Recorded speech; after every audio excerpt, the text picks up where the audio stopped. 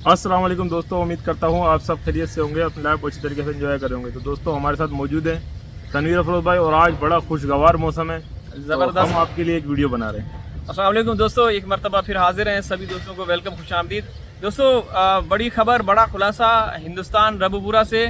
सीमा कल से वचन दे रही है, वादे वफाएं दे रही है और आज पाकिस्तानियों के लिए उन्होंने खसूसी तौर पर एक पैगाम जारी किया है। तो वकास भाई, कल जो उन्होंने वचन दिया उस हवाले से सबसे मैं पहले बात करूंगा। जी। वचन का मतलब अहद होता है, कसम या हल्फ लेना कि मैं वफा करूंगी या करूंगा, ठीक है।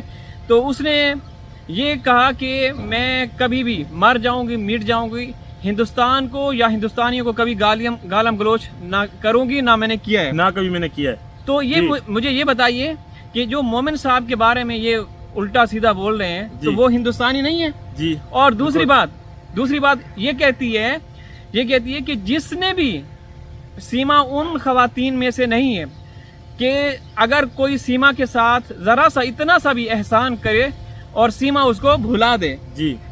तो तनवीर भाई, एक मिसाल के तौर पे पहले तो मैं आता हूँ पाकिस्तान साइड से जो पूरी जिंदगी भर हैदर भाई इस पे एहसानात करता रहा, इसको भी पालता रहा, प्लस इसके यारों को, प्लस इसकी माँ को, इसके बाप को, इसकी बहन को, सबको पालता रहा। और दूसरी तरफ आते हैं हम हिंदुस्तान में, जैसे कि हमारे हेमंत पराशर सर है, उन्होंने कितना बड़ा इस पे एहसान किया। वही ना जी।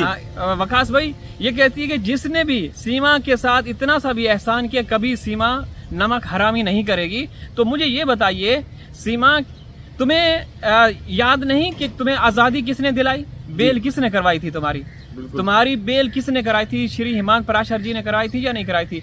और फिर तूने नमक हरामी करते हुए उसको कुत्ता तक बोला और उसकी फैमिली तक तू, उसके परिवार तक तू गई, उनकी माँ बहन बेटियों के बारे में गलत बोला। तो तू ये बता, तेरा वचन, मतलब तू तो वचन दे रही, तेरा वचन ही झूठा। इतना मतलब कि एक अहद देते हुए तू इतनी झूठ बोल रही है, इतना ब्लंडर कर रही है। अरे तनवीर भाई, इसके क्या वचन और इसके क्या वादे। ये वादे तो यहाँ पर हर किसी से करती रही, वचन तो हर किसी से लेती रही है।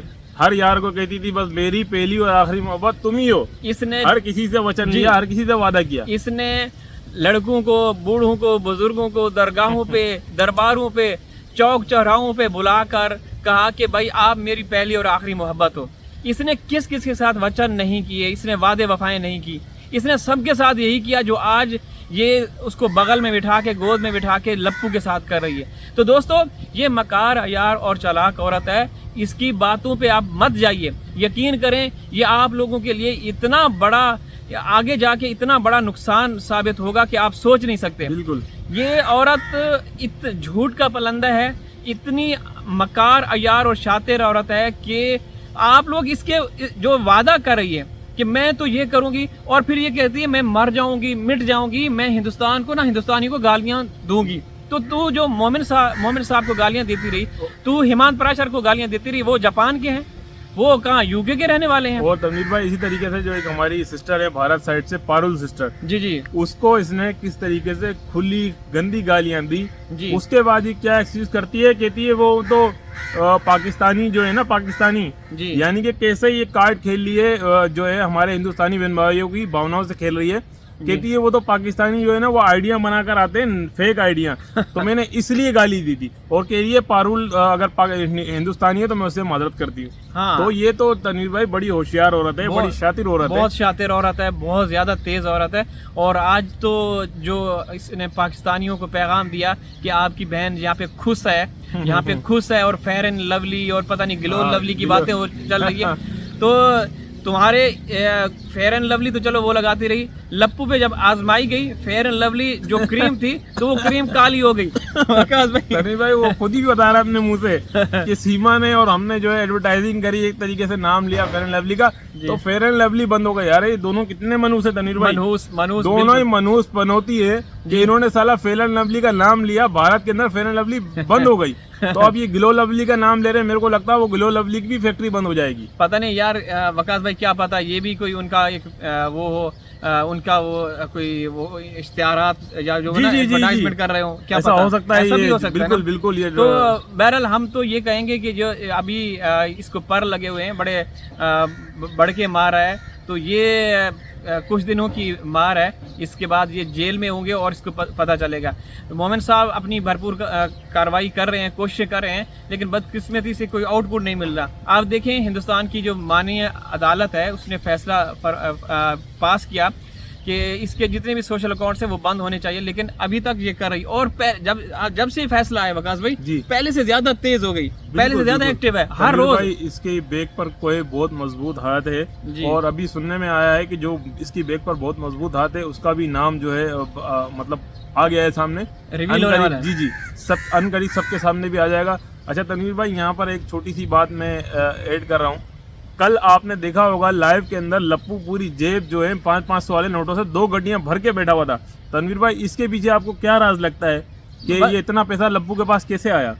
वकास भाई, ये तो एक तरह से जो दर्शक हैं जो हैदर भाई का साथ दे रहे हैं उनको मतलब चढ़ाने में लगे हुए थे, दिखा रहे थे कि देखें तुम लोग मुझे हमें देखते हो, हमें सपोर्ट करते हो, पैसा मेरी जेब में है और मैं ये सामने दिखा रहा हूँ। तो ये तो एक तरह से एक घटिया हरकत है, दिखाना, ये नमूद नुमाइश करना।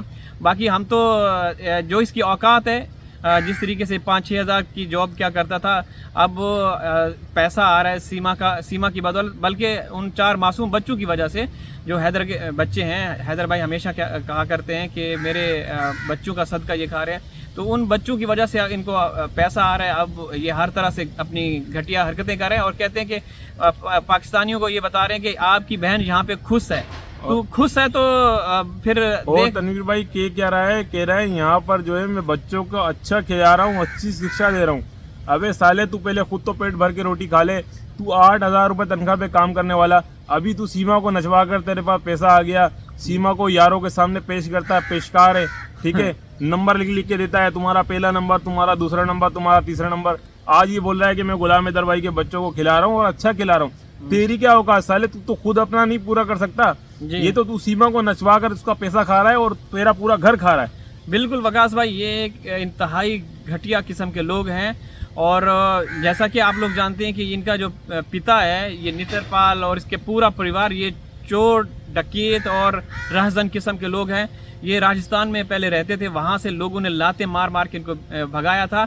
और ये जो AP सिंह जो दगड़ दल्ला है, ये इनका सहूलतकार था। जब भी ये किसी मामले में, किसी केस में फंस जाते थे तो AP सिंह इनको छुड़वाता था। वो 50-50 पे चलने वाले, ये पहले ही पैसे लेके इनको वो कर रहा था। तो ये शुरू से इनके साथ जुड़े हुए हैं, कोई नया नहीं है। जब इसको बेल मिली, इसके बाद इसने वो फाइलें उठाई और राष्ट्रपति जी के पास चला गया, तो वहाँ से इसको जूते लगे और हमेशा इसको जूते पड़ते रहेंगे। ये एक घटिया किस्म का वकील है, पूरा परिवार ऐसा गंदा है, गलीज है। तो इनका वकास भाई अंत बहुत जल्द होगा, इनका लीगल अंत बहुत जल्द होगा। हमें तो उम्मीद है हिंदुस्तान की अदालतों पे, इदारों पे, एजेंसियों पे, लेकिन अदालतें फैसला सुना रही हैं लेकिन अमल दरामद नहीं हो रहा। ये चीज़ बड़ा अजीब सा लगता है। रणवीर भाई, हम उम्मीद कर सकते हैं कि इंशाल्लाह अज़्ज़वजल बेहतर होगा। आपकी बात बिल्कुल मैं दुरुस्त कहता हूँ कि अब तक जो है नज़र आना चाहिए गवर्नमेंट की तरफ से जो भी कार्रवाई कानूनी, कोई किसी किस्म की अब तक हमें नज़र नहीं आई है, क्योंकि अब तक सीमा तमाम जो भारतीय अदालत के जो भी हुक्मनामे जारी किए गए उसके अब तक वो उल्लंघन करती है। यानी कि उसने किसी भी जो अदालत का आदेश है उस पर कोई उसने चाराजोई पर उसने अमल नहीं किया।